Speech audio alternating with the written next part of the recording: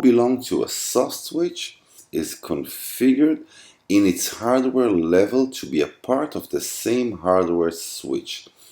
That is a much superior way to handle traffic, and in terms of performance, it makes a huge difference.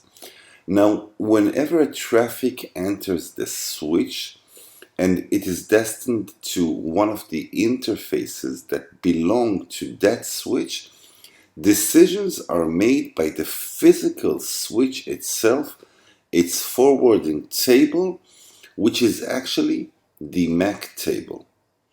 Alright, so let's configure a hardware virtual switch. Alright, so let's move over to our command line, config system virtual switch. And now if I'll type the get command, I will see that currently I don't have any virtual switch already configured. So let's name one. Let's call our virtual switch, let's call it marketing. And let's set it up from the physical switchboard. Alright, and now let's configure the different ports that will make out this switch. So let's use internal 4 and let's use internal 5 also, and let's use internal 6.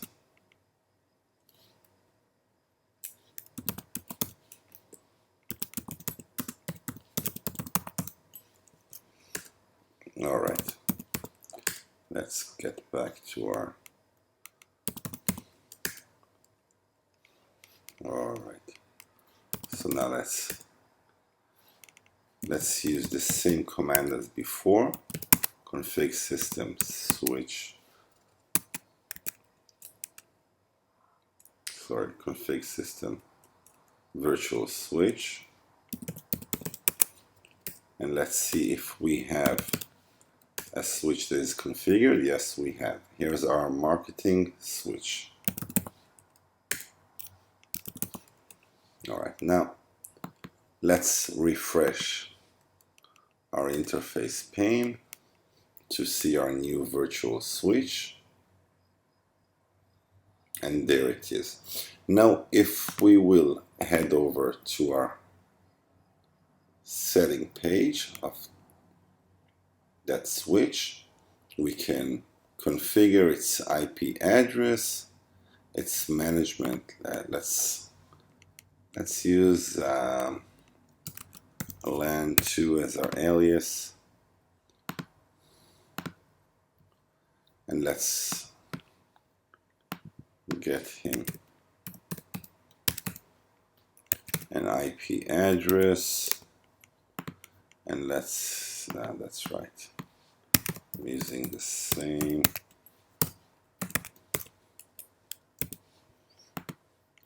Let's allow anyone to connect to it using HTTP and HTTPS, and let's allow ping also.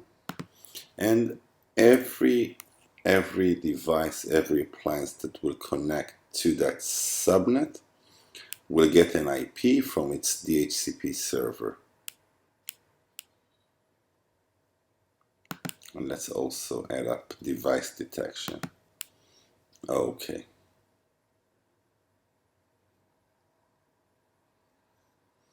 And there we have it. We have a hardware virtual switch with its own subnet, with its own DHCP server. Any appliance that will connect to it will get an IP address from its pool, and any traffic that will head up to one of the interfaces that is within the marketing switch will be forwarded using the forwarding table.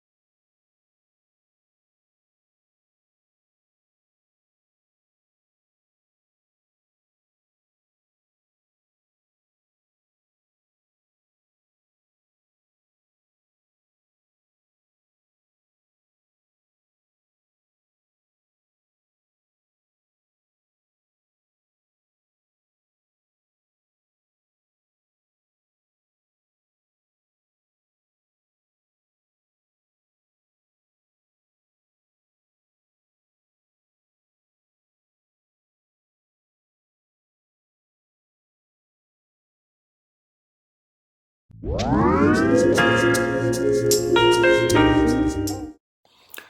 of the coolest features of your FortiGate is its ability to packet capture just about any traffic that flows from different sources towards different destinations.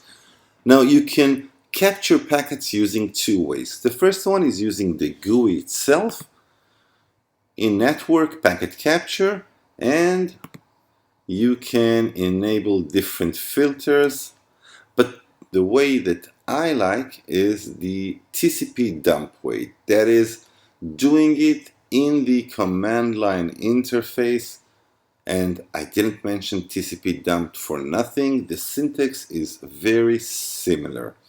Now, if you use the GUI option, you can import the results into a pkf file and then open it in Wireshark. But we will use the CLI way, as I find it much more quicker to analyze. So the basic syntax for capturing packets is the diagnose command, and then we'll use this sniffer and packet. And now we will choose which interface to make the sniffing. Now we will not choose specific interface, so we'll use the any interface. We will not use any filter right now, we will use it very soon. The amount of verbosity, the amount of details which we will use is 4. Packet count will be 10. And we'll also use a timestamp using the A command. Now let's open it so we can see it much clearer. And we can see that we have action in our when1 interface with a source of 10.0.3.139 towards the FortiGate appliance itself, which is in the 10.0.3.16. We have different TCP packets using different flags, and we will use a specific filter that will define the if we can see any action that is being done using the ICMP protocol. If we will use the same command without the A at the end, we will get the same results, but without the timestamp. So use it when troubleshooting packets. Now, if we'll want to use, let's add the A. If we'll want to use a specific filter, as in the ICMP protocol, so we will see that once we enter the name of the protocol, and take a good notice, we have only 10 packets that are being shown. We can also use 20 packets and we will have 20 packets. We can use many filters in our command. Now you can look at the Fortinet documentary to see which filters are available when doing packet capture, but the most used are source and destination. We can determine specific host and specific protocols. So if we'll use the diagnose sniffer packet any, we can use host 10.0.3.139, which is my Mac, and ICMP as the protocol that I'm looking for. And we will use the verbosity, the level 4 verbosity, which is the default verbosity.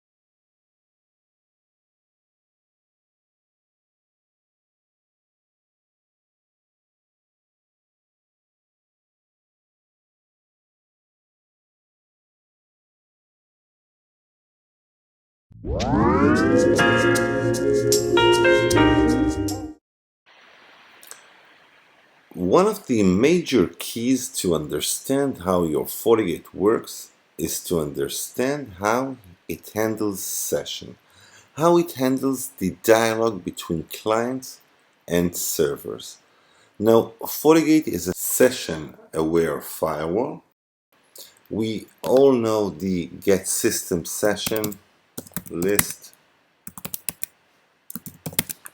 which gives us an overview of the sessions that are currently running on your Fortigate between different clients towards different destination. We can also see the source net. We can see which protocol is being used. Another well-known command is the Xss session list, which we can also filter based on the host IP or destination IP. But I would like to show you another command, which I'm not sure that is that popular, which is the get system session info full stat. Now let's make the screen a bit bigger. Now what we can see in that command is the session table size, that is the current session table size, the number of entries that is possible in the session table. Another thing we can see is how many sessions are being used right now. In our case, we have 64 sessions that are being used right now. The session count is the number of sessions in the kernel. Now we can also see several more things. We can see the memory tension drop. That is the number of dropped sessions due to a system that is running out of memory.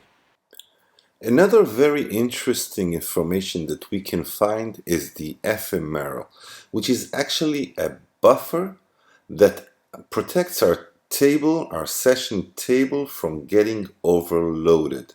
That is, if a denial of service attack is happening.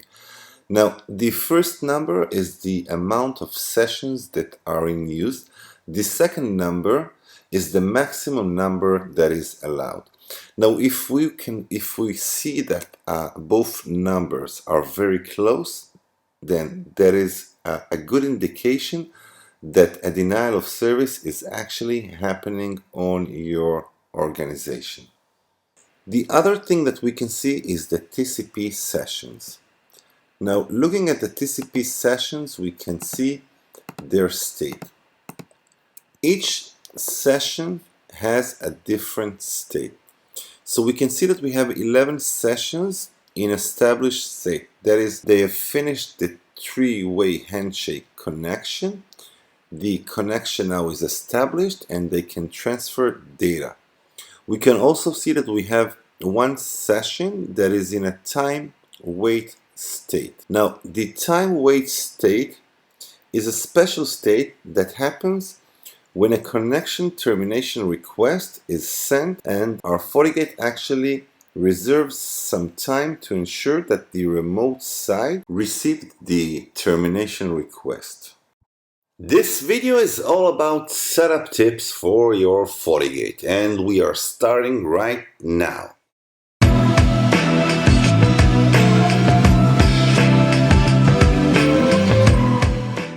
To get more easy setup tips for your Fortigate firewall, subscribe now and don't forget to click on the bell notification and you won't miss anything.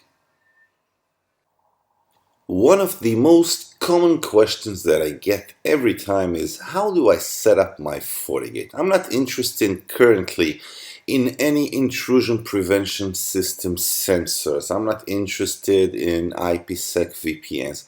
I just have several interfaces connected to different clans and I need to set up my Fortigate for truly a basic operation. So in this video we will look at the basic setup configuration. As you know, in my channel you have tons of videos that deals with different aspects of your Fortigate. So the very first thing is to set up your administrator profile. You're probably the super admin of your Fortigate, so make sure that you connect through trusted host. If you need to set up a new admin, maybe a professional admin that will be responsible for another virtual domain or different aspects of your Fortigate, do it. So the next thing to do is to move over to network interfaces. You probably have different LANs connected to different interfaces in your Fortigate. In each interface, don't forget to write down an alias. It will help identifying which LAN belongs to which interface. Use specific roles for specific interfaces. Use administrative protocols carefully. Don't just let anyone ping from that interface if it is not needed. Use DHCP server and use DHCP server scopes so you can create different DHCP options for that local area network. You can block specific MAC addresses from receiving IP addresses. And use device detection and active scanning. You want to know which devices initiate traffic on that interface. Now the next thing to do is to create or configure a static route that will lead to your ISP. Now it is usually created using the default route, which actually means that any packet that is destined to anywhere and it does not have any entry in the routing table should head up towards the specific gateway, which is usually the WAN gateway. The next thing to do is policy and objects. That is the bread and butter of your Fortigate firewall. It is where you create rules that match any traffic that comes in or gets out of your Fortigate. Assuming that it matches the traffic, you have two decisions. The first one is to accept, the second one is to deny. Now you can create different policies according to different topologies. The basic policy is the full access policy, which allows local area network to get out to the internet through the WAN interface. So incoming interface can be just about any LAN in your network. The outgoing is the WAN interface. Source can be different users' devices, but let's assume that we deal with just about anyone. Destination also can be specific destination, but let's assume that any destination is allowed. You can set up different scheduling and services. Now, Again, you can deny specific protocols, but for our case, we will allow any service. Now, the learn policy is another topic that I have made a video specifically on that, but that's not the issue right now. Now, whenever Fortigate matches the traffic, the next decisions are we going to log the traffic? Are we going to net the traffic? Net is also very, I would say, not difficult, but it is a tough topic to understand. And then it implies the security profiles, which can be antivirus, web filtering, IPS, and so on. And our last setup is actually moving into the log and report and see whatever happens in your FortiGate. Now, there's a lot of happening whenever traffic comes in and gets out, whenever an admin logs in into one of the interfaces, whenever there's a VPN tunnel that initiates or stops working. You need to maximize your understanding on what is happening on your network, and the best thing to do is to look at the login report and understand your network baseline. For years, it is known mostly as the #1 web application vulnerability, SQL injection, when a user input becomes an attack vector. Don't go anywhere.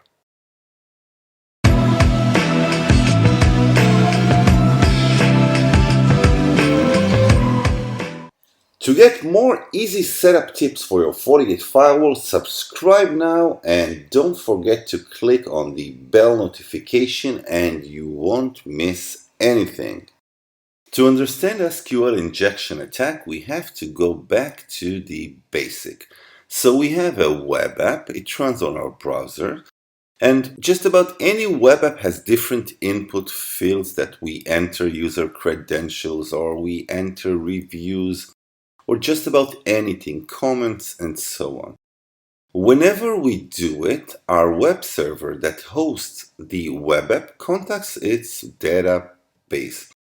It does so using a very specific language which is called SQL. SQL is actually a structured query language, a special language that allows us as users and allows our web server to update, to delete, or to request information from the database. To do so, our web app sends SQL statements to the server. Now you can send a batch of SQL statements. There is a group of 2 or more SQL statements that are separated by semicolon. The server processes our request and returns back the results. Up until now, fantastic. It works just fine. Now, where is the vulnerability? When our web app just doesn't sanitize. It doesn't sanitize our user input. It doesn't differentiate between plain text that is used as the user input and an SQL statement that is entered in the input field and sent to the database. Let's look more closely. When we have a user input, the code, the application code looks something similar to that. When we enter our name, that is our username, it is being added to the code itself. Now imagine what will happen if I enter the following code instead of my name. It is actually an SQL statement that was entered in our input field. So now our application code looks like that. Offer, which is my username, or 1 equals 1. Now the database pulls down the records for every user wherever 1 equals 1. Remember, 1 equals 1 is always true. The SQL is actually a valid SQL statement, and it will return all rows from the user's table since or 1 equals 1 is always true. So our pure plain SQL statement is being treated as any other text input. It is being injected directly into our database, and from there the opportunity for a malicious attacker is huge.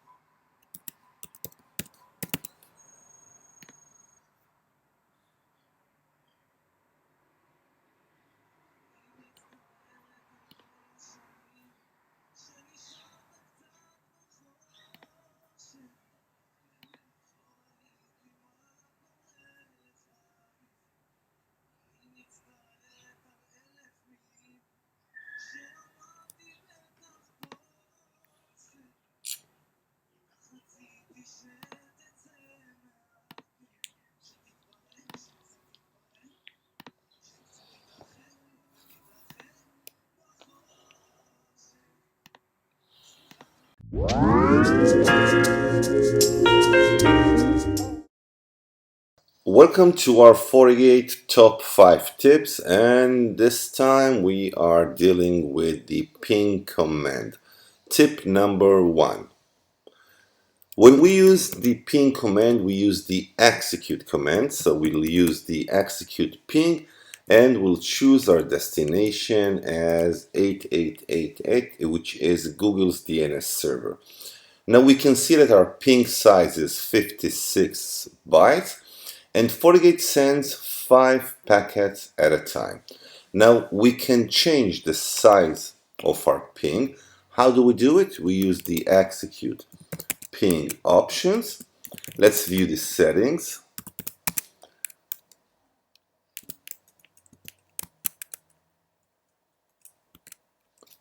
All right.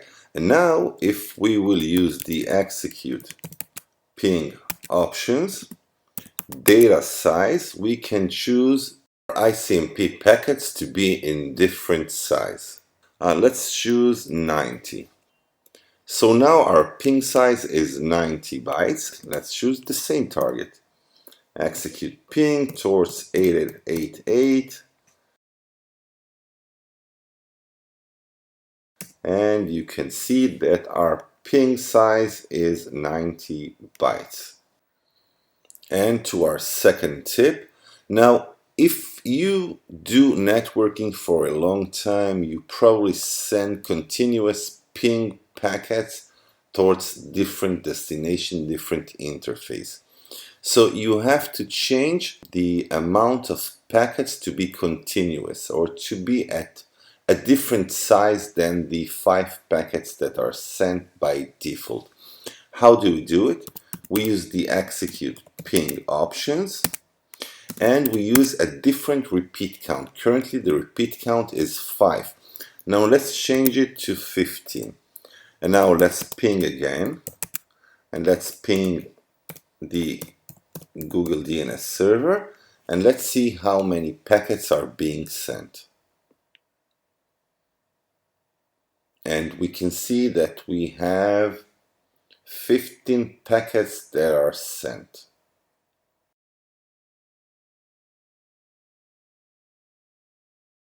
And now for our third tip, let's clear that out.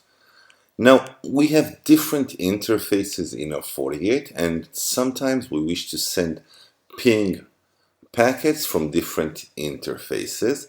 So how do we do it? I have currently an interface at the 10.0.4.1. So let's use the same execute ping options. And now let's choose a different source. In my case, it's the 10.0.4.1. And now if I'll use the same ping command, the packets will be sent from the 10.0.4.1. Moving on to tip number 4. Usually a ping command is being discarded after 64 hops. Now we can choose a different integer. We can choose an integer between 1 and 255 hops. How do we do it? We use the same, sorry for that, we use the same execute ping options, time to live, and let's choose 220 hops, 220 hops, and now our ping packet will be discarded only after 220 hops. Alright, and now let's move over to our fifth tip. Sometimes as an administrator, you use different settings. Let's change the settings of our ping command. Let's use a repeat count of 8. Let's use a different data size. Let's make our ping size 80 bytes. And let's use a different source. Alright, let's use the 10.0.4.1 as our source. Now, if we will use the view settings, we will see that our repeat count is 8, our data size is 80, and our source address is the 10.0.4.1. Now, you want to reset those settings. What do? You use the reset command.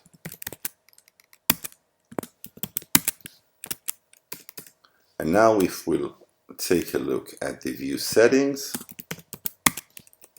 we will see that it all came back to the default settings, which are 5 packets, 56 bytes, and the source is according to the interface that you work within. Now, if you like our channel, please subscribe. In this video, I'm going to show you the 5 top routing commands for your Fortigate, and we are starting right now.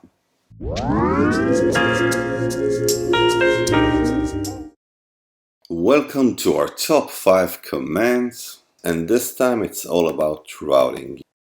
Your Fortigate is not only a next generation firewall, it is also an OSI layer 3 device, just like any other professional router. So let's start right now. And the first command, our first command will be the get router info routing table. And now there are 2 variants of that command. You can see the full routing table, including the inactive routes. That's the full routing table, including inactive routes. And you can see only the active routes. And there we use the all with our command. Our next command, which is very useful whenever we wish to see more details on a specific destination, we can use the get router info routing table. Now we'll use the details for our destination, and this one it's going to be the default route. And we can see that when we ask for the default routes, we get 2 static routes. We get one from the WAN to interface, and its IP address is the 10.0.5.2, and the second one, which is actually the active one, is the one from our WAN 1 interface at the 10.0.3.1. We can also see the different administrative distance. The active one has an administrative distance of 10. The inactive one has an administrative distance of 20. There are times when you have 2 static routes to the same destination. Both static routes have the same priority, have the same administrative distance, and you wish to load balance the traffic between them. Fortigate load balances the traffic automatically, but the load balance algorithm can change. So let's change our 2 static routes to be within the same priority and administrative distance. Let's look at both. They are in the routing table, in the active routing table, and yes, they are. And now let's configure system setting. Sorry for that. It always happens. And set v4 ECMP mode. ECMP is equal cost multipath. That says actually that whenever we have 2 static routes using the same priority and administrative distance, Fortigate will load balance the traffic. How will it load the traffic? Well, there are actually 4 different algorithms using the same source IP, using an interface weight, usage, that is whenever on one interface you get into a specific threshold, the traffic moves to another interface, and you can also use the same destination and source IP. And now we move on to our fourth command, which is the link health monitor. Link health monitor is a mechanism that protects your FortiGate from a route failover. Now assume that your FortiGate has two ISP connections, ISP1 and ISP2. The first connection, which is WAN1 connection, is active since it has a lower distance. The second static route is not active. Now whenever FortiGate notices that the route through WAN1 is not working anymore, it transfers, or it makes the second route, the second static route, it makes it active. It makes it active so it can route the traffic to the internet. How do we do it? We use a link health monitor. Config system link monitor. Edit, that is the name of the link health monitor. Set the source interface. And now set the server, that is the server that we will probe. It can be 8888, which is Google's DNS server, or any other stable server. Set the gateway IP. Now set the protocol. It can be using ping, or it can use TCP echo or UDP echo. And then set the update static route to enable. Moving on to our last command, which is the Diagnose firewall proute list. Now, this command actually shows us the policy-based routes table. Now, you can create a policy-based route, which is a much granular way to create routes using the policy routes under the network menu. Use it carefully, and use it only when you have a very specific needs from your route entry.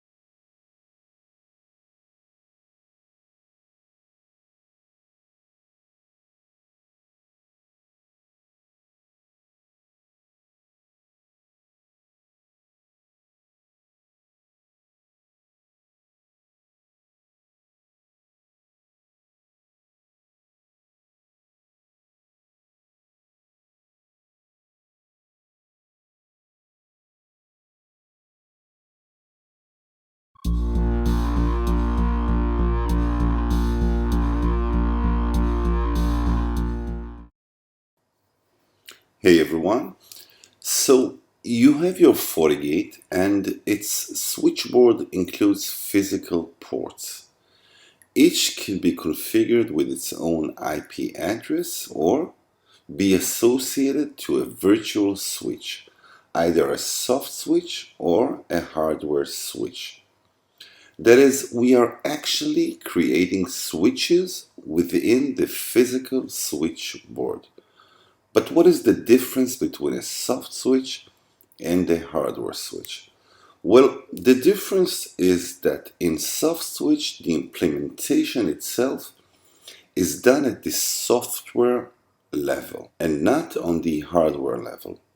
That is similar to saying, okay, port 1, port 2, port 3, you all belong to a soft switch that we will name it marketing, and it will have an IP address of 10.0.0 and so on. In a virtual hardware switch, the implementation is done over the physical ports themselves, where each port, each interface is configured in its hardware level to be a part of the same hardware switch.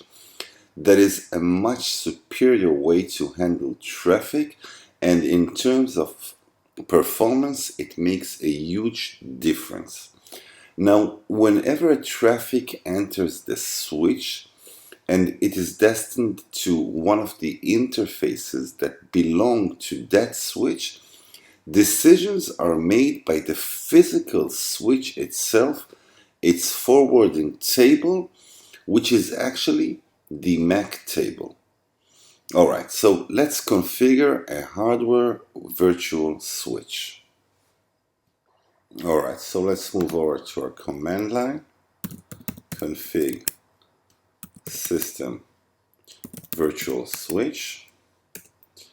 And now if I'll type the get command, I will see that currently I don't have any virtual switch already configured. So let's name one. Let's call our virtual switch, let's call it marketing. And let's set it up from the physical switchboard. Alright, and now let's configure the different ports that will make out this switch. So let's use internal 4 and let's use internal 5 also, and let's use internal 6.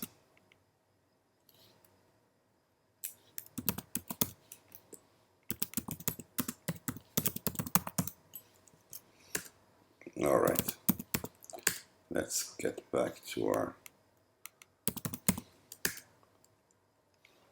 alright, so now let's use the same command as before, config system switch, config system virtual switch, and let's see if we have a switch that is configured. Yes, we have. Here's our marketing switch. Alright, now let's refresh our interface pane to see our new virtual switch. And there it is. Now, if we will head over to our setting page of that switch, we can configure its IP address, its management. Let's use LAN2 as our alias, and let's get him an IP address, and let's that's right, I'm using the same.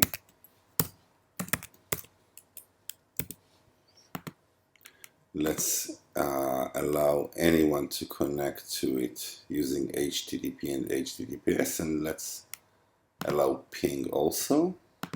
And every device, every appliance that will connect to that subnet will get an IP from its DHCP server.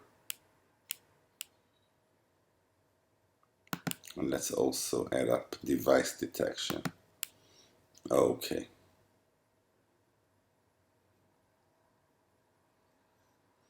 And there we have it. We have a hardware virtual switch with its own subnet, with its own DHCP server.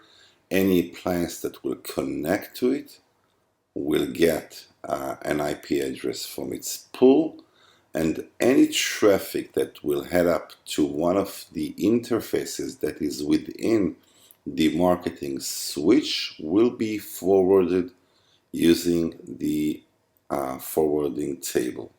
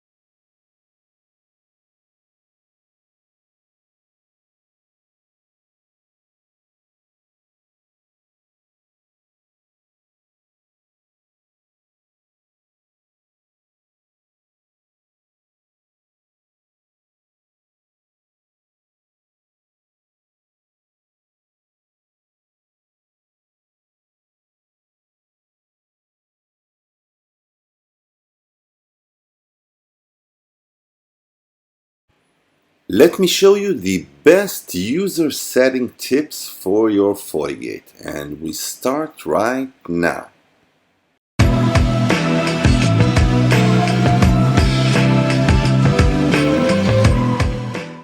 To get more easy setup tips for your Fortigate firewall, subscribe now and don't forget to click on the bell notification and you won't miss anything.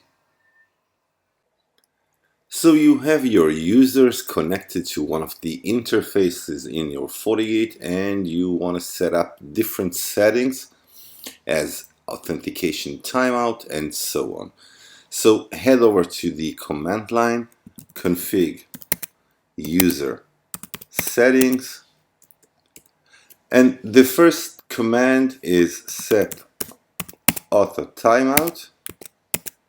Let's move over between the different options, and there you can choose different integers from 1 minute up to 24 hours. Now the default is 5 minutes. Personally, I prefer to set the timeout to 30 minutes. So choose whatever suits you as an administrator and your company's policy. The second command is quite important. Set auto timeout type. Now there are different types of authentication timeout. There's the idle timeout, the hard timeout, and the new session timeout. What is the difference? In an idle timeout, Fortigate has to see traffic that is coming from the user. If it doesn't see traffic coming from the user's IP address for the time we configured as the authentication timeout, well, it deletes the authentication entry and asks the user to authenticate again. Now, in a hard timeout, it doesn't matter if there is a traffic or not. After the authentication timeout passed, the user will be asked to authenticate again. That's a hard timeout. The last option, use session timeout. Well, that's the case where you have a timeout. Let's say it's 5 minutes. You head over to a site, you start to download a file. Now, after 5 minutes, the file download is not terminated. It still goes up and downloads to your computer. But if you head over to another site, that is, you create a new session, you will be asked to authenticate. Another option that every administrator needs to configure is the amount of failed attempts before the user is being blocked. That is the number of time a user can fail authentication until it is being blocked. Now, the default is currently 5. You can change it up to 100 times. I usually use 3 times. So that is set auth invalid maximum, that is the maximum number of invalid login attempts, and let's set it to 3. Some of your user will probably head over through a captive portal, that is outsource employees and so on. So you can set the set auto portal timeout. That is the amount of time that those employees will need to authenticate again to an integer of between 1 up to 30 minutes.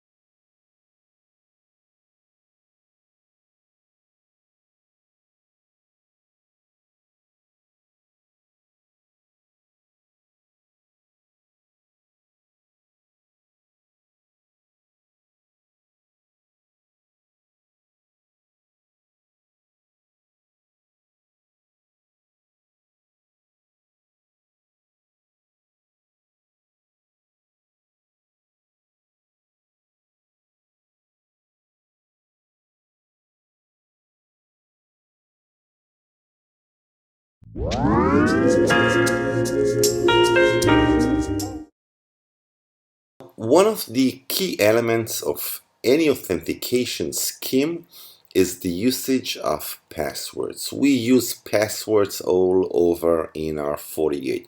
We use it when we configure new users. We use it when we configure our admin profiles. We also use it when we configure SSL or IPsec VPNs. We use passwords all over. We will look at password entropy, how random or how difficult it is to predict your password. Let's start. So an entropy in plain words is the difficulty in guessing a password either in a brute force attack or a dictionary attack. Now, how do you calculate entropy? Well, you do it using the length of your password, the complexity of your password. Are you using uppercase characters, lowercase, or maybe you're using uppercase and lowercase? Are you using symbols? Are you using numbers? The more complex your password is, there is much more entropy. And the last parameter is the randomness of your password. The more random it is, it adds up more entropy. Now, randomness is an issue when it comes to computers, since computers can actually generate a pseudo-random numbers.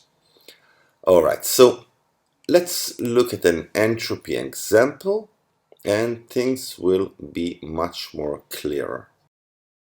So we are calculating entropy using the following formula. H equals L. L is the length of your password. H is the total binary bits of an entropy. Entropy is calculated using bits. And N is the number of possible symbols in a password. So a password length of 8 characters from the entire alphabet, that is uppercase, lowercase, symbols, and numbers, will get us to an entropy of 2 to the 52. So this password has about 52 bits of entropy, and it is a strong password. The higher your password entropy, the less predictable your password patterns are for a computer. As far as password, 36, 37 bits of entropy are rather good. Another example is when we use a keylog that has only 10 digits, that is 0 to 9. So if we use only 5 characters, you know what, if we use 4 characters, we usually use 4 characters as our passwords in a panlock keypad. So that is 10 to the power of 4. 10 to the power of 4 is 10,000. So the key space of the password is 10,000 passwords. If we use 5 characters out of the 10 digits, it is 10 to the power of 5, which is only 100,000 passwords, and the entropy is only 16 bits. So this is not a good password in the digital world. It may be a good one in the physical world. If we use only lower letters in the English alphabet, we have 26 letters in the English alphabet, and we use a password of 7 characters. That is 26 to the power of 7. It gets us to a total of 8.3 billion passwords. The entropy there is 32 bits only, so still it is not a good password.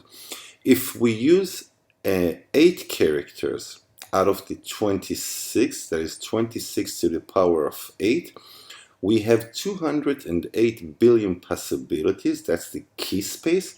The entropy is 37, which is quite good, though nowadays we use passwords with more complexity, that is using the uppercase and the lowercase plus numbers and symbols.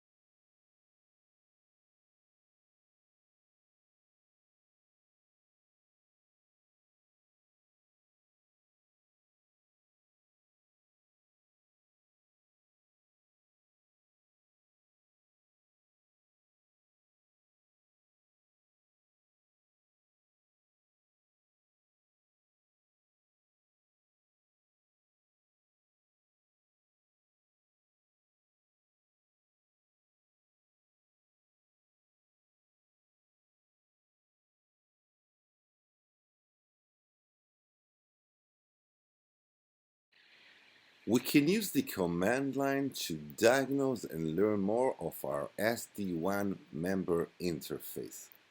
Coming up.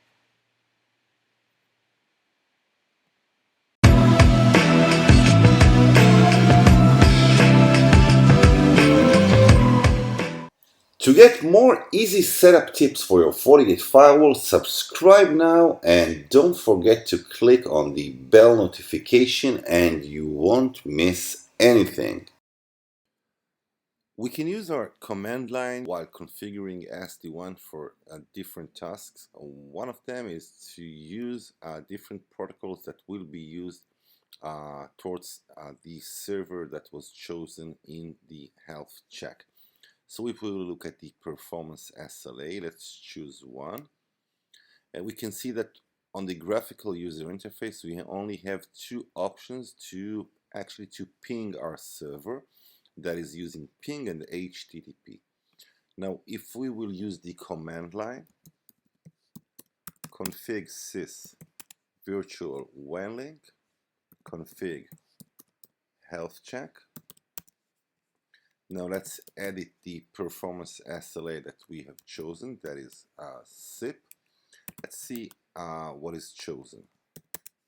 Show full configuration, and we can see that the protocol that was chosen is ping.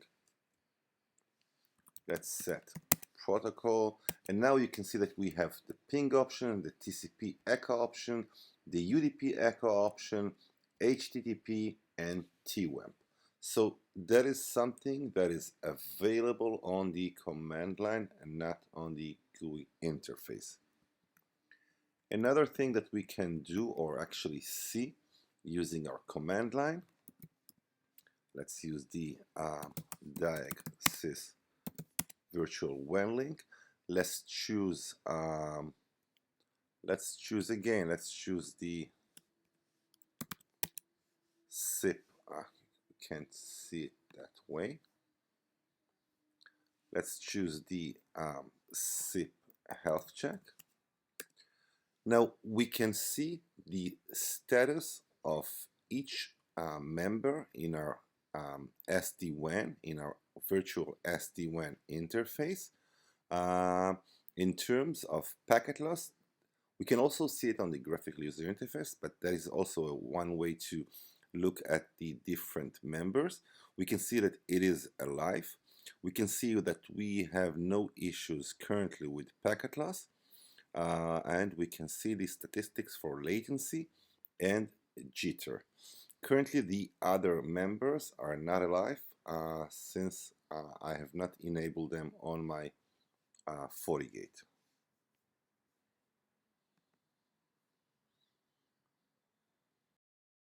Now, whenever we use performance SLA, we are actually telling our Fortigate to probe different services. We can configure up to 2 servers that will be used as beacons. We are doing that to check the status, the health of the different members of the SD-WAN interface.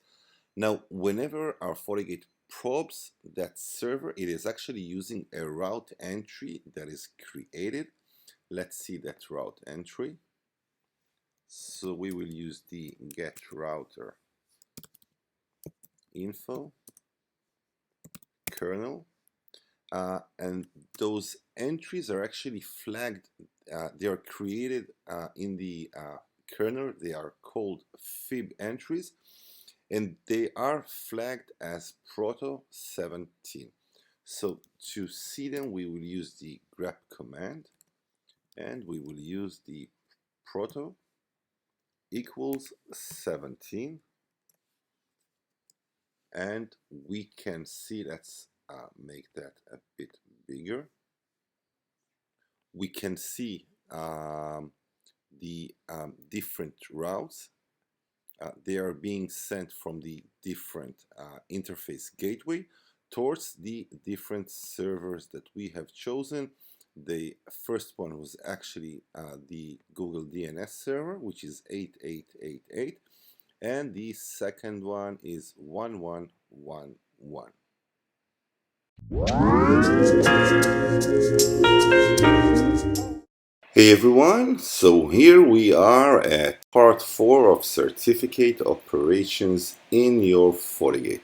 This video series spreads some light on the importance of certificates and why do we use them. It is not a tutorial of how to create a self-signed certificate. We will get to that. It is actually the theory behind digital certificates. So what did we have? We had symmetric encryption, where the two parties share the same secret key. We also learned of asymmetric encryptions, where we use a key pair, a public and a private key, different keys yet related mathematically. And then we had, at part 3, we had hash functions, a one-way function that takes any input and transform it into a digest, a hash value that is not reversible and is collision-free. That is, no two different inputs can produce the same hash value.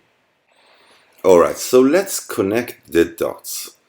A CA, which is a certificate authority, issues digital certificate. This digital certificate also contain the public key of the entity who requested the digital certificate. It can be just about any web server out there. Another thing that it does is signing the digital certificate. How it does so? It hashes the digital certificate along with the public key and then encrypts it using its private key, using the CA's private key.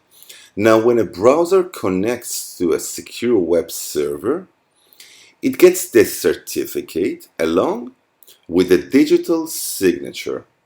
Think about it as two different files.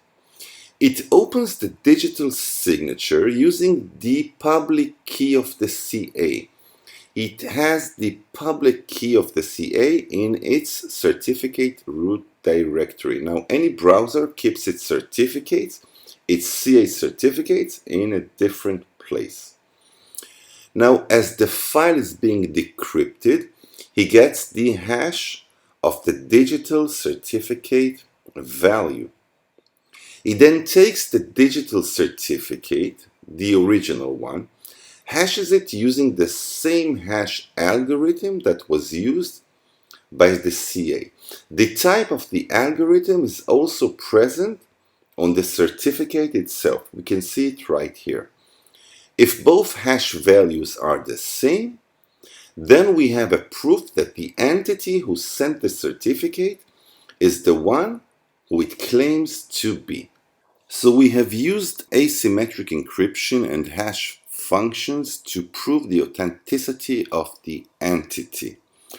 Now, the two parties, the browser and the web server, will negotiate the symmetric encryption that will be used as the encryption algorithm, the cipher itself, to encrypt the communication between them.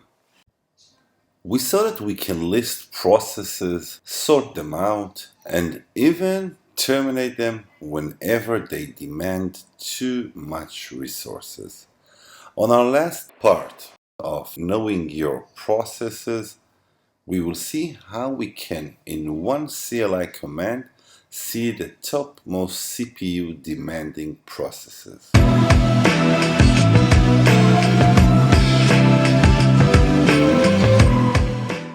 To get more easy setup tips for your Fortigate firewall, subscribe now and don't forget to click on the bell notification and you won't miss anything.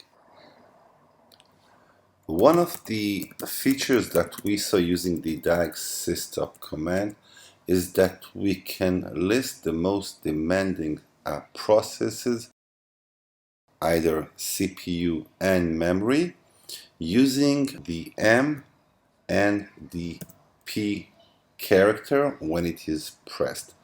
Now, there is another command, which is the get system performance top, which lists only the most demanding CPU processes. Let's see it in action. So we use the get sys, sorry for that, get sys performance top.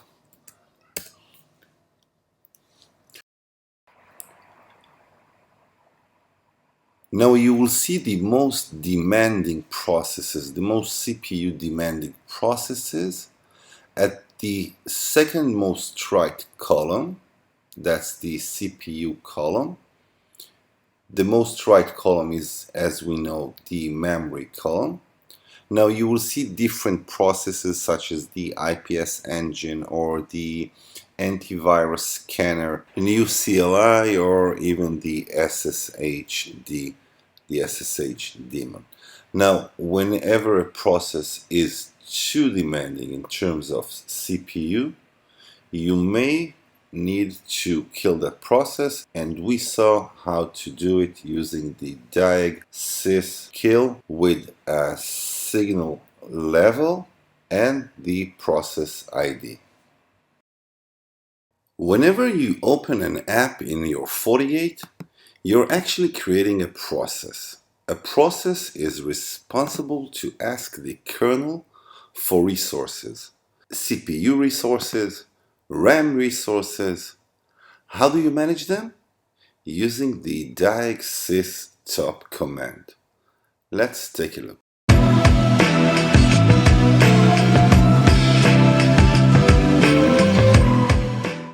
To get more easy setup tips for your Fortigate firewall, subscribe now and don't forget to click on the bell notification and you won't miss anything. There are some different ways to sort up the processes that are running on your Fortigate, but one of the most popular diagnose command is the Diagnose top command. Now, whenever you launch the Diagnose command, you will see the different processes that are currently running on your Fortigate. Now, you can filter those processes using the Diagnose top, and now you can set up a number, an integer, that will actually behave as the interval between the processes and the amount of processes that you wish to see. I've chosen 5 and 20 processes. So I have 20 processes, and the interval that they will refresh is 5 seconds. Now, let's take a look at the information that is being shown here. Let me stop just to look at those processes without interfering. So what I have here is the name of the process. New CLI is the JavaScript command line, HTTPS, the DNS proxy, and so on. I also have the process ID, which I may use if I wish to kill that process. I have the state of the process, which can be a process that is running, as this one, or a process that is asleep. Moving on to the 2 more pieces of information that we have. The first one is the amount of CPU that the process is using, and the second one is the amount of memory that the process is using. Now you will also see above the processes some gibberish, such as the 99i. What does it mean? It actually means that currently the CPU is currently 99 idle, so there aren't many processes that consume the CPU resource.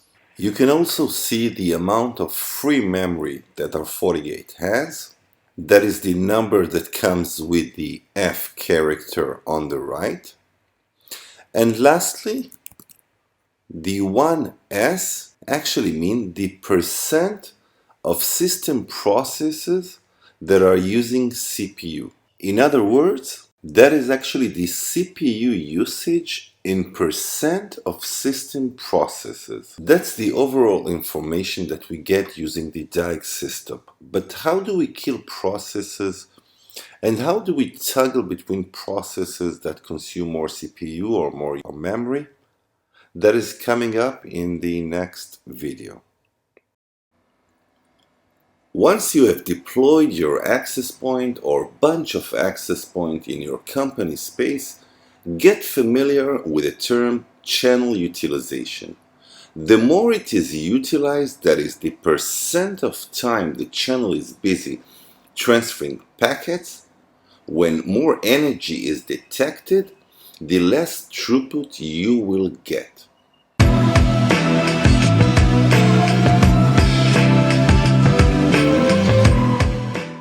To get more easy setup tips for your Fortigate firewall, subscribe now and don't forget to click on the bell notification and you won't miss anything. When you deploy real-time applications such as voice over IP and video streaming, the recommendation is that you won't have more than 50% airtime utilization. Now, what makes it utilized? Bunch of things. Many SSIDs that send beacons in the air takes up airtime. That's why you don't want too many SSIDs in your network. The beacon interval, which usually is 100 milliseconds, is also responsible for the utilization of your channel, and old clients that support the old standards of B and G also utilize a lot of airtime. So what do? For start, let's change our beacon interval in our access point, and trust me, you will see a dramatic change in the channel utilization.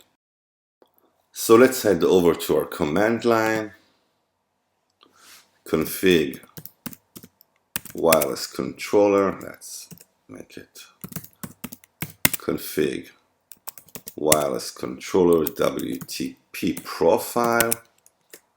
And now let's edit let's see what we have. We have only a radio that supports 11N, but that's okay. And now let's config radio 1. Alright, and let's set the beacon interval. As I said, usually it is 100 milliseconds. We can put an integer between 40 milliseconds and up to 3.5 seconds. Let's put the 300 milliseconds, so every 300 milliseconds our access point will send a beacon frame, and that will lower the channel utilization significantly. We have already learned how we can list system processes and show their output on the command line. Now on this video we will look at how we can kill different processes that consumes too much memory or too much CPU power, and how we can list the highest demanding processes on our Fortigate.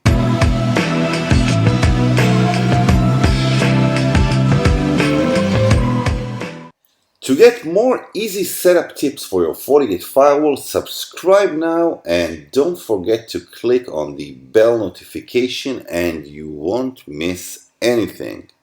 So you're using a high-level encryption in your VPN, you're using IPS to scan different patterns and anomalies, you're using antivirus, and you keep logging of just about anything. Well, all of that consumes lots and lots of CPU resources and memory. Let's take a look at the Diagnose command. Let's make an interval of 20 and with 10 processes. Alright, now using the M character, you just need to type the M character. We can sort out the processes that consumes the highest memory and in our case it is the DNS proxy.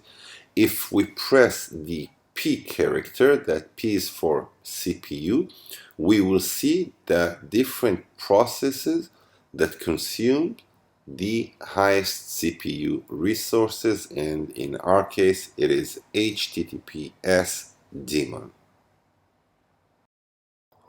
Now the next step is to kill the process that causes you lots of issues. That is the last step before you reboot your Fortigate. Let's do a Control C. To kill a process, you use the Diagnose kill. Now you enter what is called a signal. That is a term that comes from Linux and Unix, which is actually a polite way to ask your system to stop the process, and it can be a more aggressive way to tell your system, it depends on the number, to tell your system to kill the process. Now we can use different signal numbers. We will use 15, which is an aggressive way to tell your system kill that process, and we will list the process ID. Now the process ID, as we know, is the second column. So let's use the DNS proxy process, which is 94. Alright, now we have just killed that process. And here we can see that the DNS proxy process has actually been terminated. We saw that we can list processes, sort them out, and even terminate them whenever they demand too much resources. On our last part of knowing your processes, we will see how we can, in one CLI command, see the top most CPU demanding processes.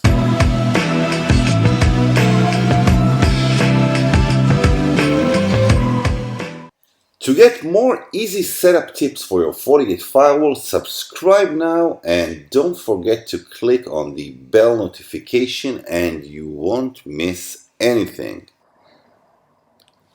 One of the features that we saw using the Diagnose command is that we can list the most demanding processes, either CPU and memory, using the M and the P character when it is pressed.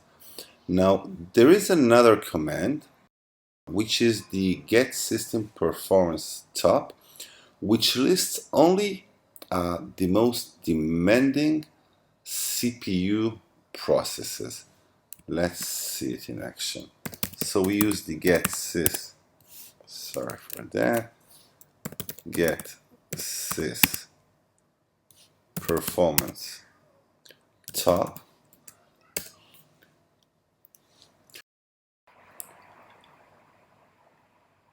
Now you will see the most demanding processes, the most CPU demanding processes at the second most right column. That's the CPU column. The most right column is, as we know, the memory column.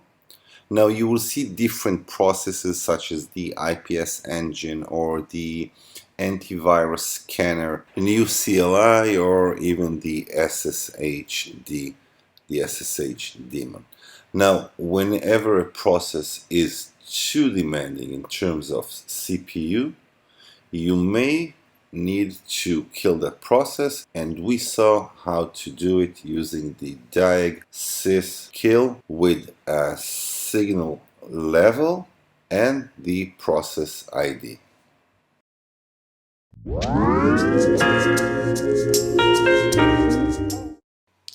So your access points have been deployed. How can you limit the amount of clients that will connect to your access point, to a specific access point? Client limitation is crucial whenever you have high density deployments and you want your clients to move between access point whenever there is a good signal strength between them and an adjacent access point. Well, you can limit the threshold, you can limit the amount of clients. It can be 10, 20, 30 clients per access point. But you can also control the threshold, the load balancing threshold. So whenever a client has enough signal strength to another access point, it will roam to that access point. Let's see how we do it.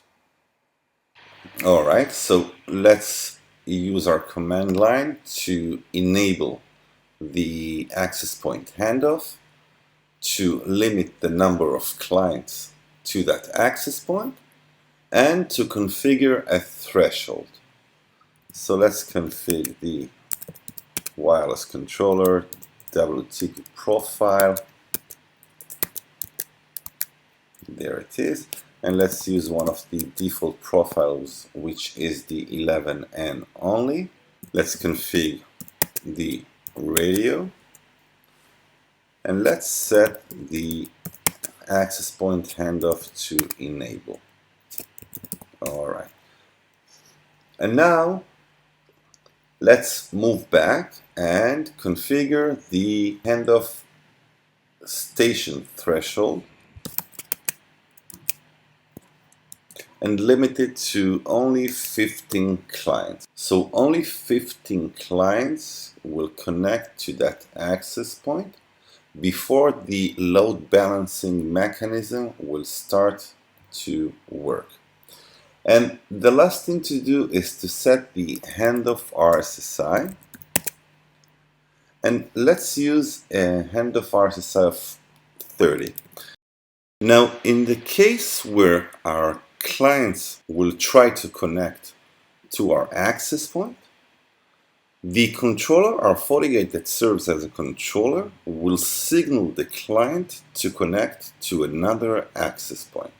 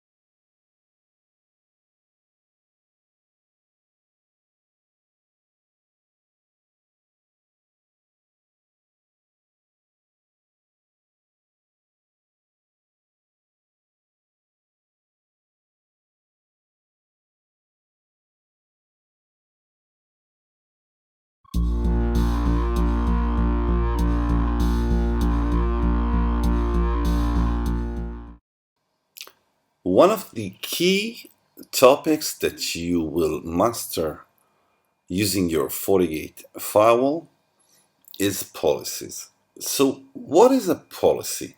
Why do we need policies? And how do we configure policies?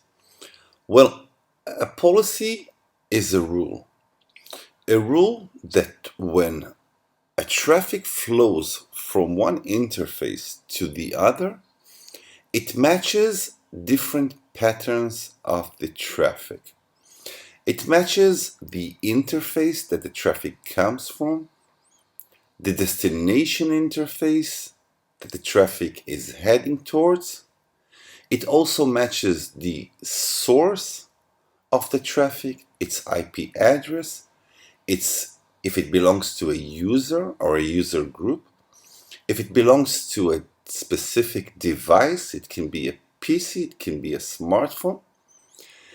And when done, when traffic matches your rules, your specific patterns, then the policy takes the security profiles action, which is an intensive process that looks into the payload itself and looks for different patterns to identify the traffic, to look for viruses, to look for anomalies. We will look at IPS and antivirus later on. And then, when all goes well, the policy decides whether to NAT the traffic and whether to log it. Policy is actually a three-step procedure. Let's look at a very simple policy. We will create one now. Now, on our policy, the first part is the part where we look for matching traffic. Let's name our policy. Let's call it full access. And let's decide that we wish to allow any user that sits on a specific LAN. It can be your marketing division LAN, it can be your finance LAN. Each LAN will probably have a different subnet to get out to the internet over the outgoing interface, which is our WAN interface. Our WAN interface is the interface that is connected to our ISP. Now, in terms of source, we will allow any source to get out to the internet. We can also limit it to specific users or different user group. We can create a user or a user group using the plus sign. We can also limit the traffic to a specific device. So if we, for example, want only Linux devices to get out to the internet, we can limit it to a Linux PC. Now, we will not do it. As for destination, we are not limiting. We will let anyone get out to any destination, but we can limit the destination towards a specific address. As for scheduling, we can limit our policy to work on a specific day, on a specific hour, but we will not do it. Anyone can get out to the internet always. And the last part of the first step in our policy procedure is this service. We can limit this service to be HTTP, HTTPS, or any other service, any other protocol that we wish to limit our users, but we will not do it.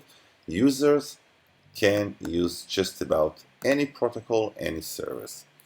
And then we decide on the action. Are we accepting the traffic? Are we denying it? Or maybe we are using it as a learn policy.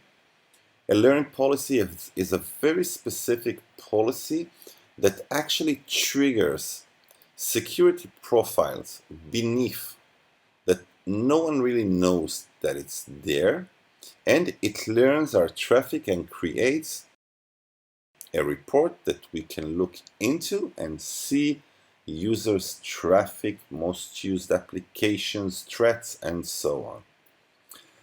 The second part is the UTM profiles. We can initiate any UTM profile, any security profile on our policy. And the third part is whether we are enabling NAT. We have seen how NAT works using a NAT overload, IP pools, or maybe central NAT. And then we decide whether we want our policy to be logged with log all sessions or only security events. That's the basics of a simple full access policy.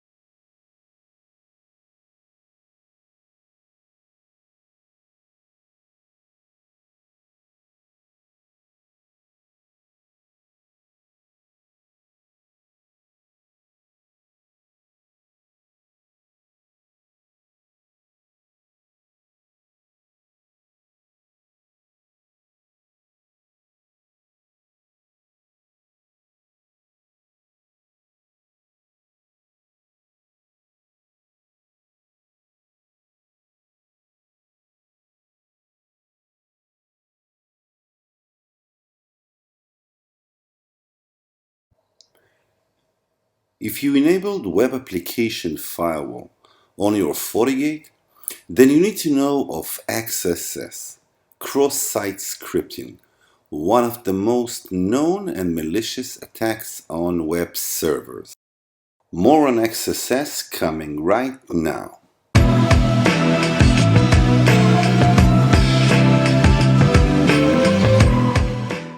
To get more easy setup tips for your Fortigate firewall, subscribe now and don't forget to click on the bell notification and you won't miss anything. When you think of web apps, any web app, in its basic, it is built around three components. That's the very basic. There's HTML, the markup language. There's the programming language which adds interactivity into the page itself. We usually use JavaScript. And there's the CSS, which is responsible for the styling. Now, think of a web app that when a user enters an input into one of the forms fields or any place that a user input is needed, it doesn't sanitize between a pure data, that is text, and a malicious code. Malicious attackers use XSS for different reasons. It can be a harmful reason, such as changing the look and feel of the web app, its background image, or color or type of font, but it can also be used to steal cookies from the user, to grab screenshots of its computer, or to even insert a keylogger that will send any keystroke to a specific URL. There are actually two types of XSS attacks. The first one is reflected XSS, that is XSS attack or malicious script that is reflected on the victim's browser. And the second one is stored XSS, which is the malicious code that is stored in the web app database and is executed every time when the user calls the specific function. Now, what can you do with XSS? Well, just about anything. If you head over to XSS payloads, you can find out different JavaScript payloads that can be inserted as a malicious code on a web app field or form and can be used to capture keystrokes, can be used to take screenshots out of your screen, or even grab images from your webcam. So XSS is pure evil when it is used in the hands of the wrong man. Let's look at how the JavaScript itself looks like. So that's the JavaScript itself. Now, in most of the cases, the JavaScript code also takes the information that it grabs. It can be a screenshot from your computer or even your cookies that are being stolen and sends it to the attacker URL where they can grab it and use it against you.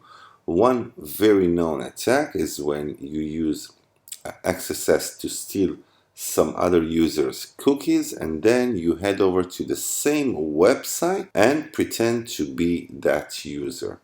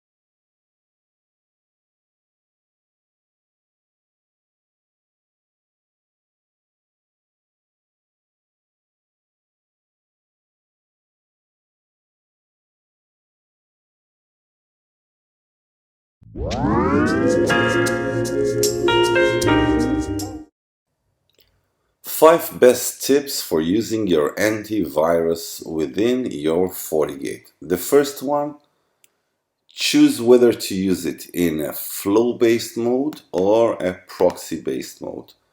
You can see that in a flow-based mode, the features are quite limited, but moving into a proxy-based mode,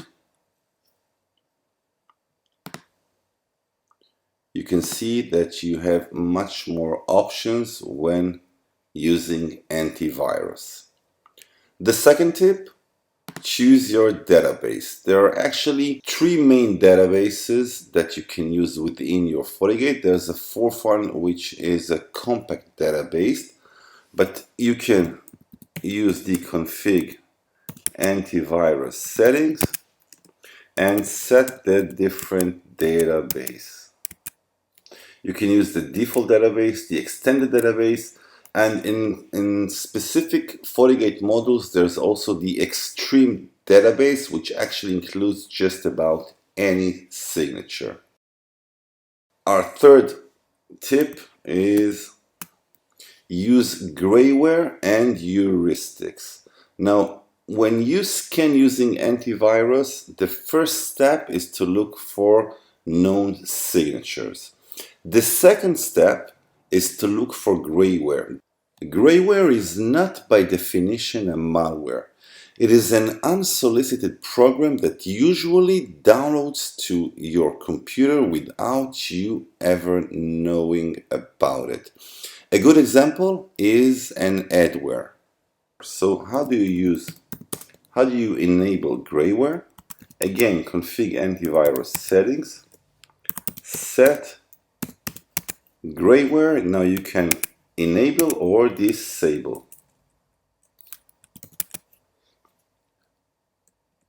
My tip, always make grayware enable. Alright, now for the fourth tip, use heuristics. Now what is heuristic? Heuristics, let's just, alright, let's config antivirus, but this time not settings, but heuristics. Now heuristics is actually an analysis of behavior, the way a file behaves. Now, Fortigate looks for different patterns, and if the file behaves in a suspicious way, you can determine what to do with it. Now you can set mode to pass the suspicious file, you can block the suspicious file, or you can disable the heuristic features. Now, why do you want to disable this feature? Because it adds up much more false positive events. So use it carefully. My fifth tip and the last tip is use hardware acceleration for antivirus scanning. Now, acceleration works only on the flow-based antivirus, not on the proxy one. And Fortigate models that features the NP4 or the NP6 can accelerate the antivirus processing to enhance performance. So use it by typing in your command line config IPS global, set npxl mode and choose none or basic. Basic actually enables the acceleration itself. And the last tip that I have for you guys is don't forget to subscribe to FortiTip. Let me show you the best application control tips for your Fortigate, and we start right now.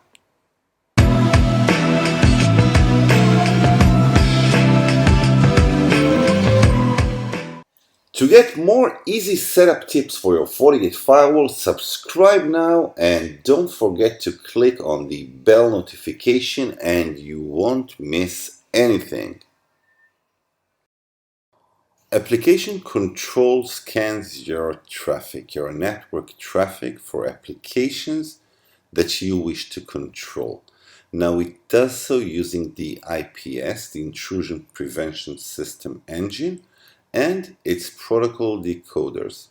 Now, the order of the operation is quite significant. The first thing it scans is the application override, that is different signatures. The second thing is filter override, where you can group applications that have the same behavior, such as excessive bandwidth. And the last thing it does is scans for the different categories.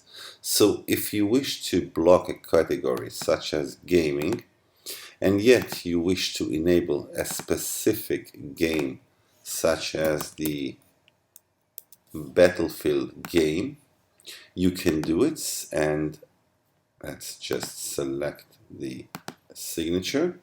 And Fortigate will start by scanning application override. It will see that the Battlefield game is, let's make it allow, let's make it a monitor, in monitor mode. It will allow the game, still it will monitor it, keep logs of it, and then it will look for the filter overrides. Currently we don't have anything in the filter overrides, and then it will look at the categories where it will block any other game. When the IPS engine finds a match to an application, it tells your Fortigate that it found an application ID number. Now, Fortinet keeps a database of some thousands of applications. Each one has its own ID. If you wish to see the different IDs for the different application, you use the CLI, config application list, edit 0, config entries, edit 0, and then set application and a question mark. And now you can scroll between the different applications and their ID. The next tip may seem obvious, but I have seen cases where users created application control sensor and believed that it is globally enabled on any firewall policy. Well, that's not the case. Whenever you create an application sensor, name it, and then use it in your different policies, and the application sensor will be available only through that policy alone.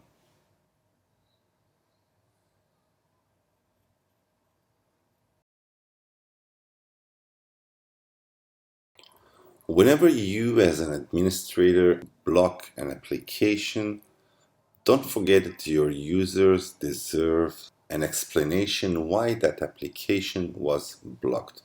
So for an HTTP-based application, you can use the replacement messages for HTTP-based application. Make sure that it is enabled. Now, when you enable it, your users will get a block page that will include the following information. The signature that detected the application, the signatures category, either gaming or peer-to-peer, the URL that was specifically blocked, the client source, that's the IP address of the client, and the server's destination. Now, another thing that the block page includes is the FortiGate's hostname and the UUID of the policy that was governing the traffic. It is good in an organization that you have many FortiGate devices. You can look up at the hostname of the FortiGate and tell which FortiGate actually blocked the traffic. Now our last tip, which we will include a specific video on it in the coming future, is traffic shaping. You can actually traffic shape any application and allocate guaranteed bandwidth or maximum bandwidth to that specific application. It can be your Netflix or whichever application you use the most. Now you configure a traffic shaper and you configure a traffic shaping policy. That traffic shaping policy can be determined on a specific policy and specific categories such as video and audio, where you can actually select different applications such as the Netflix application.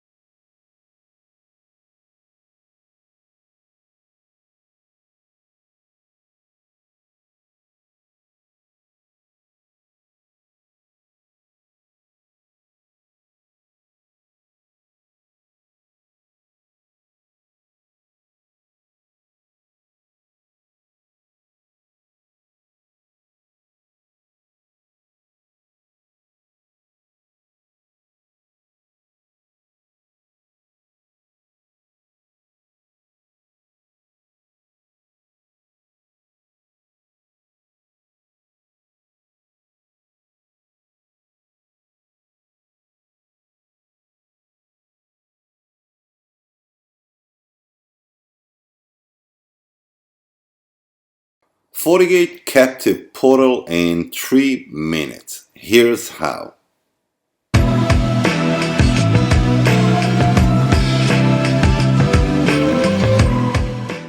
To get more easy setup tips for your Fortigate firewall, subscribe now and don't forget to click on the bell notification and you won't miss anything.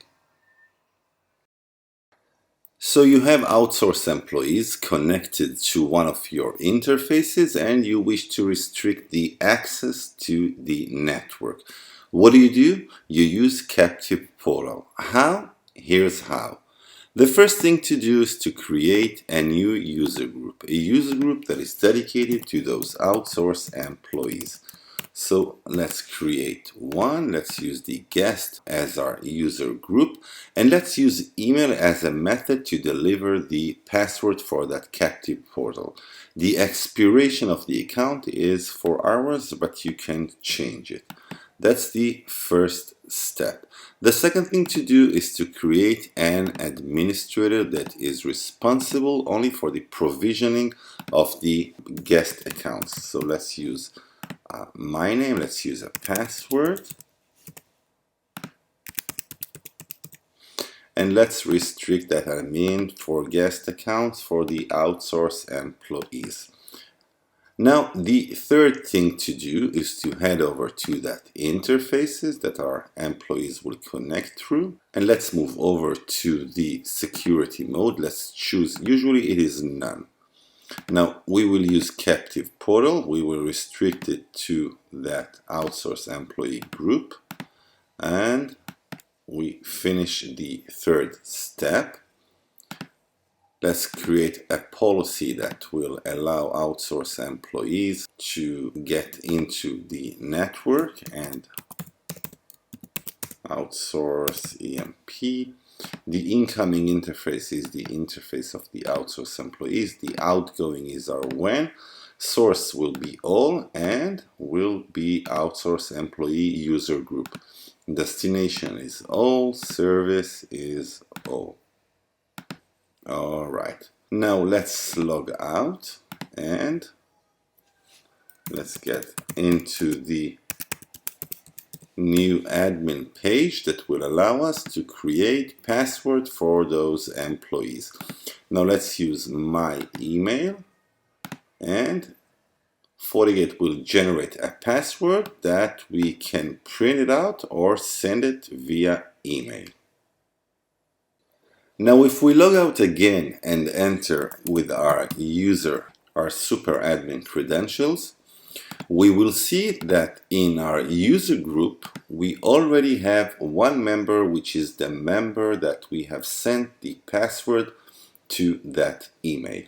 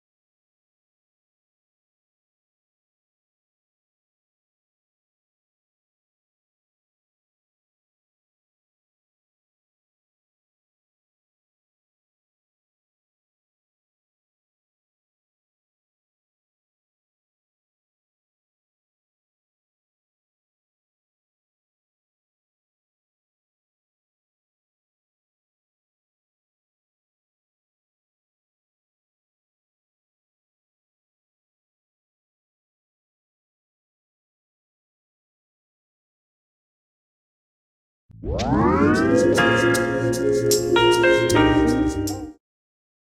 everyone, this is the second part of how certificates work. We will unleash the mystery of certificate, and in this part we will look at asymmetric encryption. Well, asymmetric encryption works using a key pair, two different keys that are related mathematically. Now, one key, which is the private key, should be kept safe. That's the secret key. The second key is a public key. Anyone can use it, anyone can look at it. You can encrypt using the private key or using the public key. You cannot encrypt and decrypt using the same key. You have to use the second pair in order to encrypt or decrypt. Now, we will look at OpenSSL and how do we generate a key pair. One is a private key and the second one is the public key. But the beauty of asymmetric encryption or using a key pair is the fact that they're not only used in encryption, they are also used to authenticate the identity of the second peer. A server that wishes to have a digital certificate must generate a key pair. It must generate a public key and a private key. There are different algorithms that will allow it to do so. We will use RSA. Now we'll use OpenSSL, GenRSA, and let's name our key pair. Let's name it Fortigate, and let's contain it in a PM format, which is a container that will include both keys. And let's decide that the size of the keys will be 2048 bit. And that's about it. Now, if we wish to see both the public key and the private key, to inspect them individually, we can do so using the following command: OpenSSL RSA. Let's insert the file that we have just created, fortigate.pm, and let's get the public key out of it, and let's name it mykey.pub. All right, it's writing it. Let's see how it looks. Let's open the key, and that's our public key. Now, if we wish to see the private key, we can use the following command: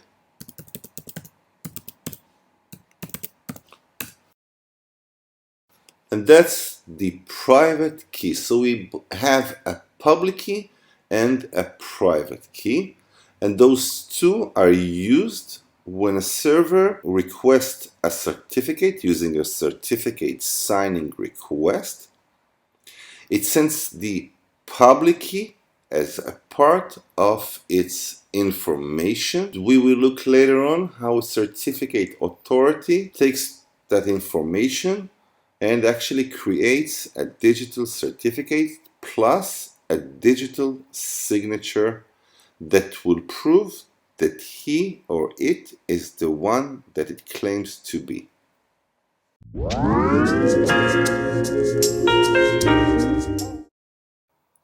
Hey everyone, back to Fortigate certificates, and in this part 3 we will look at hash functions. Now, what is a hash function? A hash function is a mathematical function that takes any input and produces a hash value. Now, the hash value is always in a fixed size according to the hash function that was used.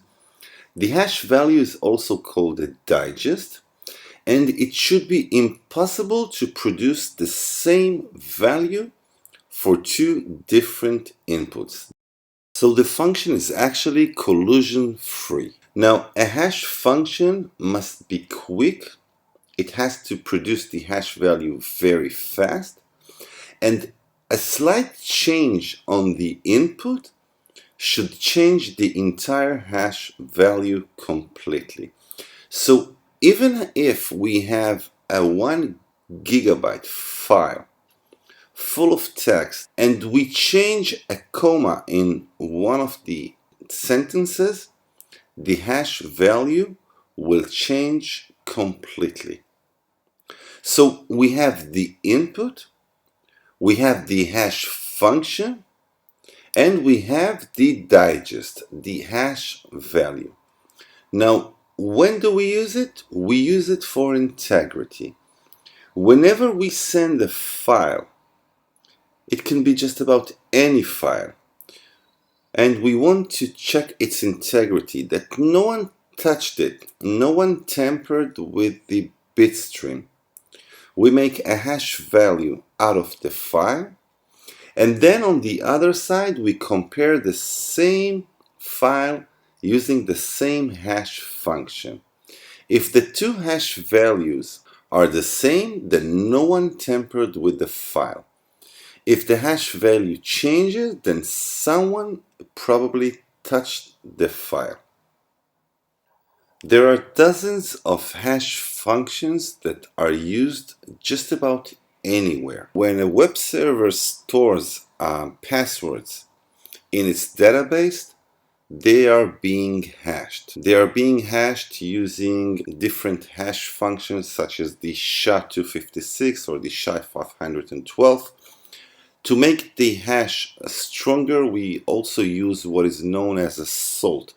We generate a random numbers to be added to the password itself, and thus the hash value will be much more difficult to guess.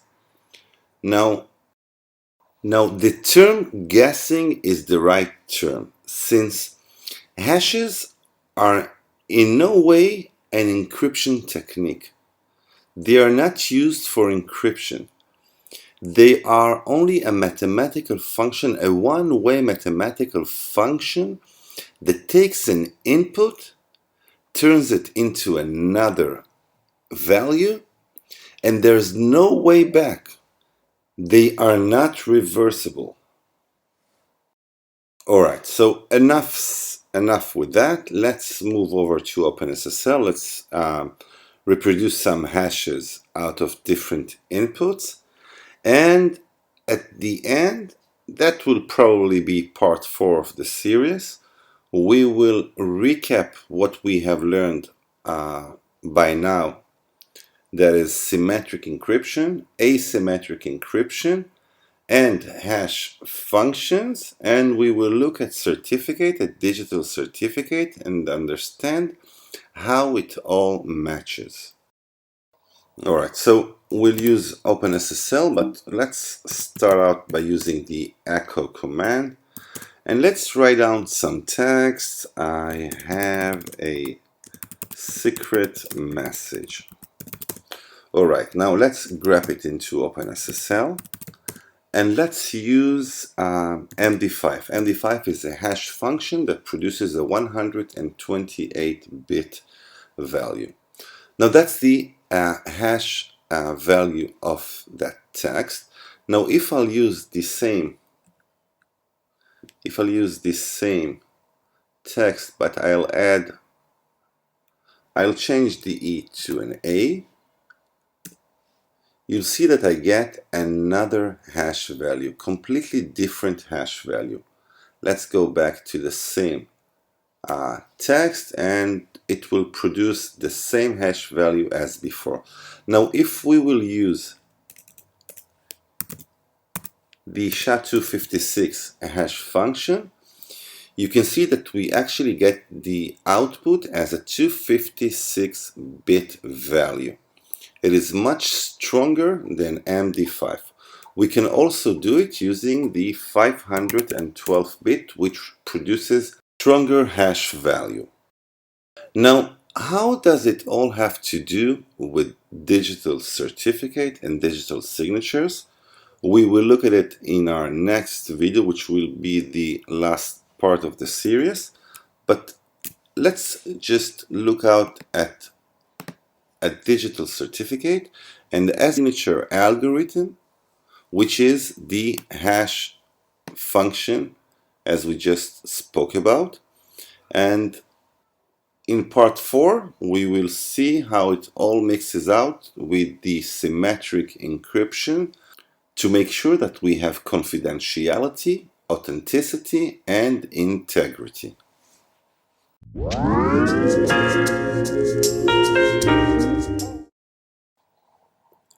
One of the toughest topics to understand when we deal with security appliance is probably the world of certificates, digital certificates. Why? Because understanding certificates means that you have to understand what is asymmetric encryption, asymmetric encryption, and hash functions. Now, we will start with a video series that will try to lighten up the issue, and we will start with a basic introduction to symmetric encryption.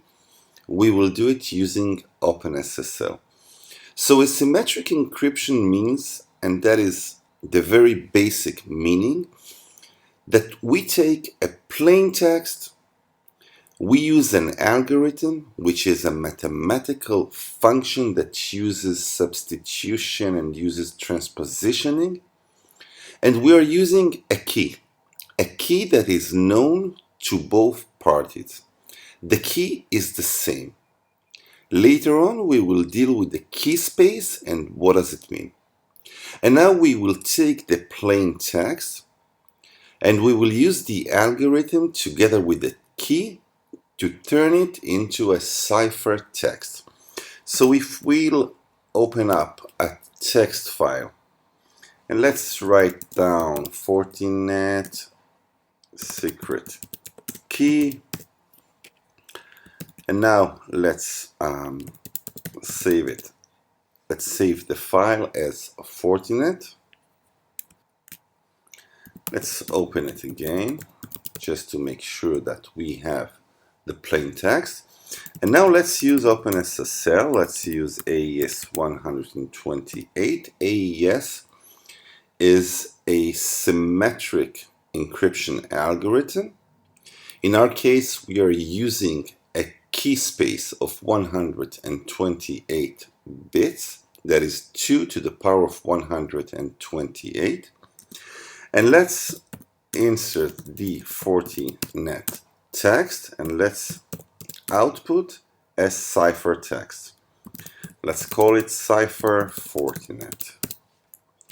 We are asked to insert a password. The password is not the key. The password is part of the key derivation. So let's enter the password. Let's enter it again. And now we have a ciphertext. Let's look at the ciphertext. We have called the ciphertext cipher Fortinet. And there it is. That's the encrypted plain text.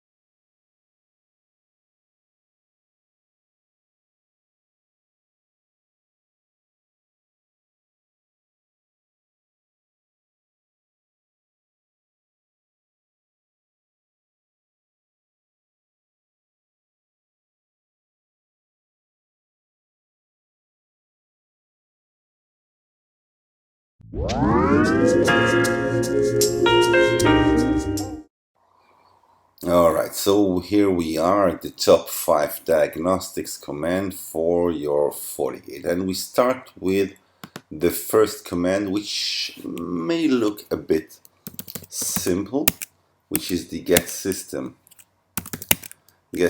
status. Now this command is very basic, but it gives you a lot of information. It gives you the virus and IPS database version. It gives you the serial number of your FortiGate. You can tell if you have a hard disk or are you using only a flash memory. It also tells you, are you participating in an HA cluster or not.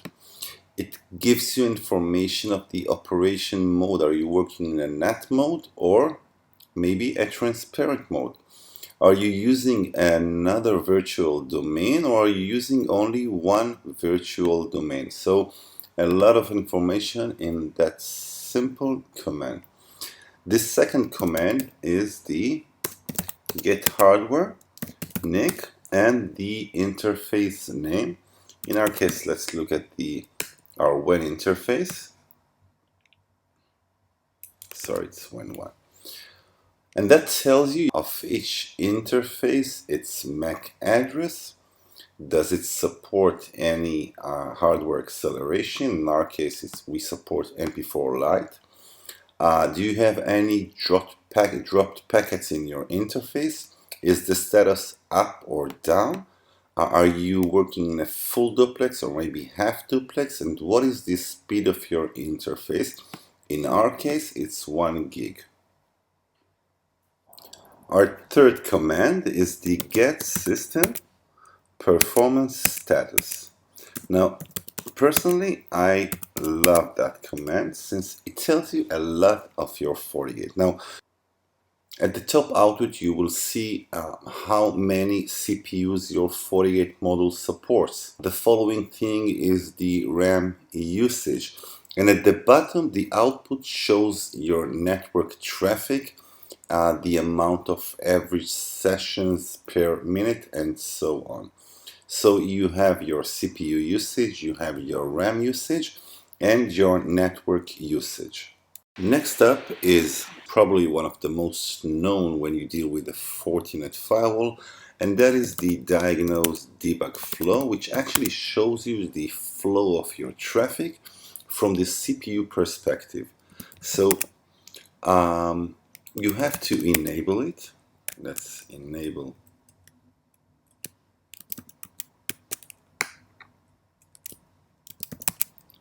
And then you use the Diagnose debug flow. You usually use filters, since if you are not filtering your traffic, there could be tons of traffic that will be shown on your command line and it won't be so easy to analyze. So let's filter a specific address, which is the 10.0.3.16. And now the next thing to do is to diagnose debug flow and trace. And let's use a count of 10 packets to show. And it shows us tons of information from the specific source host that we have chosen to just about anywhere that the traffic flows. It shows us the source NAT and the destination NAT, and it shows us the policy that is being used. A great tool for debugging and troubleshooting. Alright, now the next command is the Xss session list, which shows you the sessions that are being handled on your FortiGate, and that also shows us tons of information. You can see the different protocols that are being used. You can also use it using specific filters or grabbing different source address, and that will show you a limited portion of the information that is relevant towards a specific host only. And Our last command is the Diagnose top, which is similar to the top command in Linux. And that shows you each and every ID. It shows you its state. Is it asleep or maybe it is running? It shows you how issues with one of the processes in your Fortigate. That is probably one of the first places to check. And before we end this video, please don't forget to subscribe.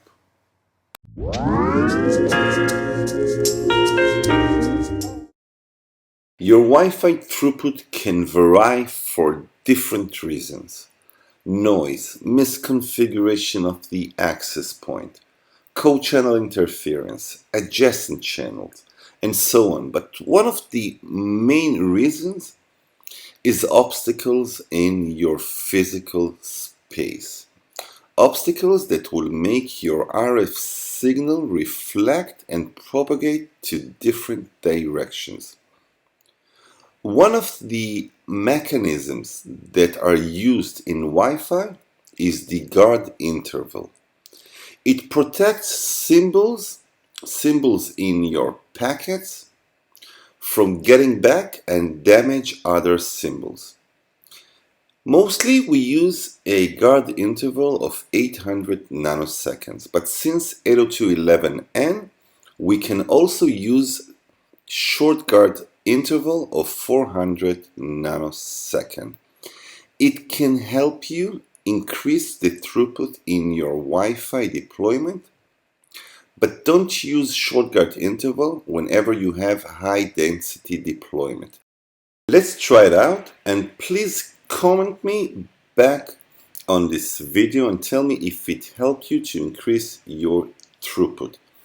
I can tell you that in my case, it actually helped me to increase my throughput in about 10%. So let's do it. So let's move over to the CLI.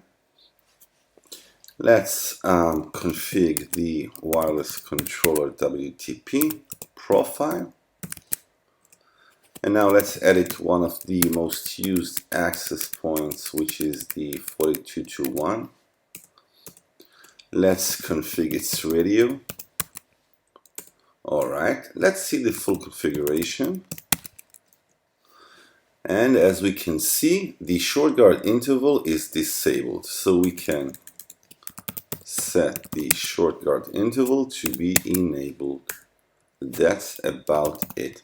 Now, don't use it in any deployment. Learn what happens in your network in real time and make decisions by it.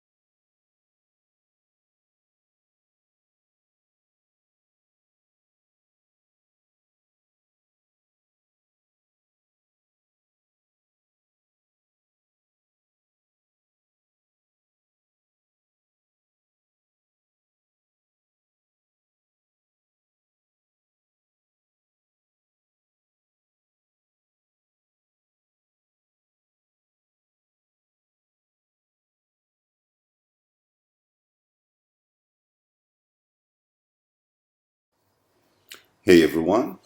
So you have your FortiGate and its switchboard includes physical ports.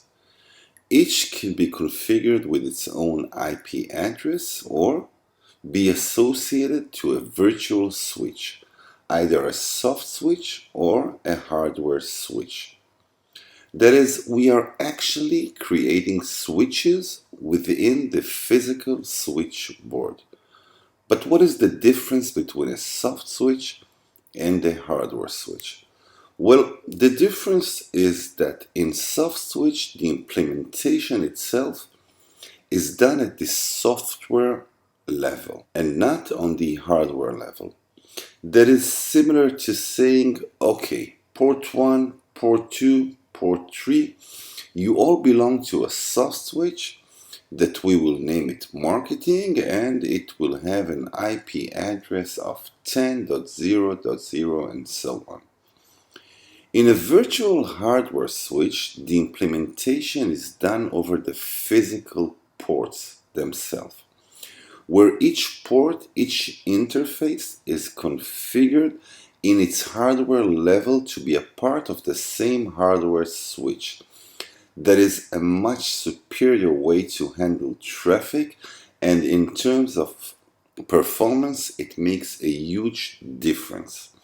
Now, whenever a traffic enters the switch and it is destined to one of the interfaces that belong to that switch, decisions are made by the physical switch itself, its forwarding table, which is actually the MAC table. Alright, so let's configure a hardware virtual switch.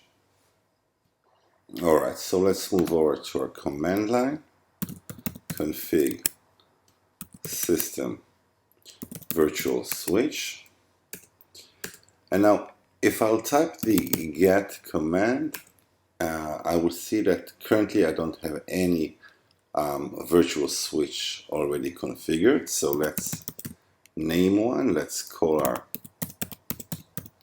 virtual switch, let's call it marketing. And let's set it up from the physical switchboard.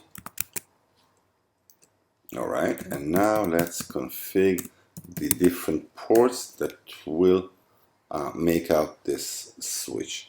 So let's use internal 4 and let's use internal 5 also, and let's use internal 6.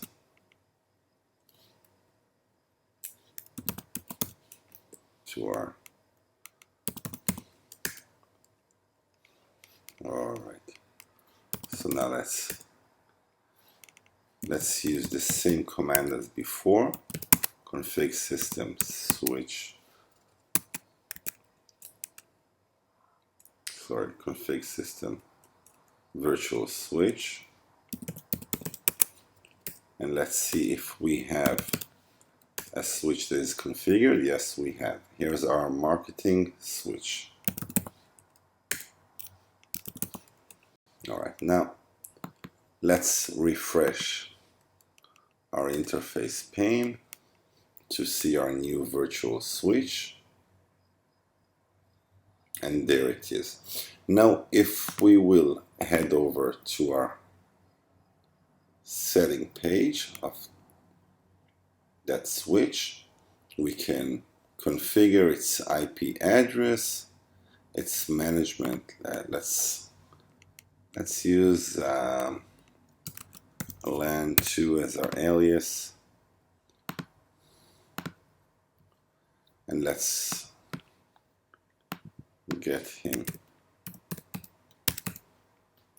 an IP address, and that's right.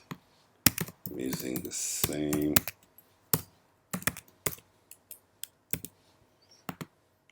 Let's allow anyone to connect to it using HTTP and HTTPS, and let's allow ping also. And every device, every appliance that will connect to that subnet will get an IP from its DHCP server. And let's also add up device detection. Okay.